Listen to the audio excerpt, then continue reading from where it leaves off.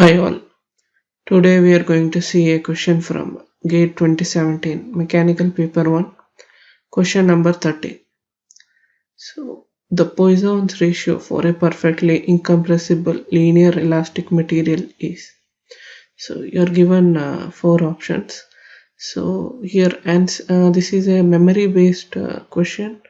So if you want to know more details about Poisson's ratio, you can check out this NPTEL course by Strength of Materials by Professor S.K. Bhattacharya from IIT Kharagpur. In that particularly, you can check out analysis of strain too. So let's go ahead with the problem. So here they are asking for a perfectly incompressible linear elastic material. So typically for any linear elastic material, the value of Poisson's ratio will vary from -1 to 0.5 only. So here the answer for this particular case is B. So this was a memory based question, but let's see more details about what is Poisson's ratio. Poisson's ratio is basically your lateral strain by your axial strain.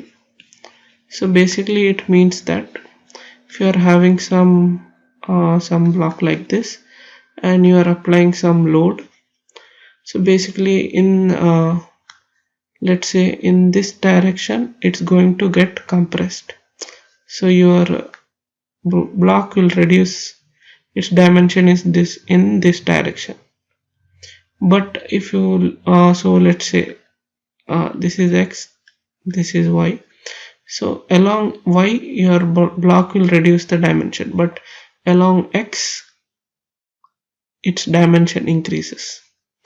This is what is typically happening to your typical engineering materials. So that means so this is your axial direction and this is your lateral direction.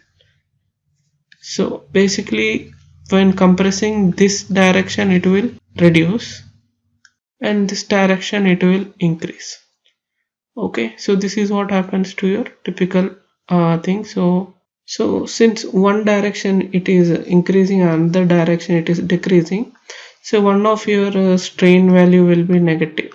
Okay, so therefore your Poisson's ratio, which is represented by nu, it will be greater than 0. Okay, it will always be greater than 0 and there will be a minus sign to balance this particular negativity. Okay, so your Poisson's ratio is typically greater than 0 always. That's this particular phenomena is captured using this Poisson's ratio. So these are the typical values for an engineering material. What is its Poisson's ratio? Okay, so you can see that rubber is very much close to 0.5. Other things are less. So typically your range of Poisson's ratio is 0 to 0.5. Okay, so if you take cork material, it will have very close to 0 or it may even go to negative value. Okay, so that is with the cork material. So these are all general engineering materials. So there are some structures which can generate using this material. For example, if you look at this particular honeycomb structure that is created using any material. So overall, if you see, these are all anisotropic materials. So these kind of materials will have your Poisson's ratio even greater than 0.5 based on different parameters. Now we have some things like re-entrant honeycombs. So these kind of structures will have their Poisson's ratio less than 0 for sure.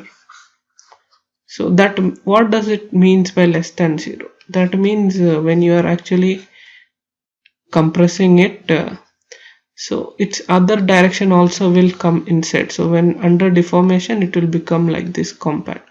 So these kind of negative Poisson's ratio materials are being used for impact absorption.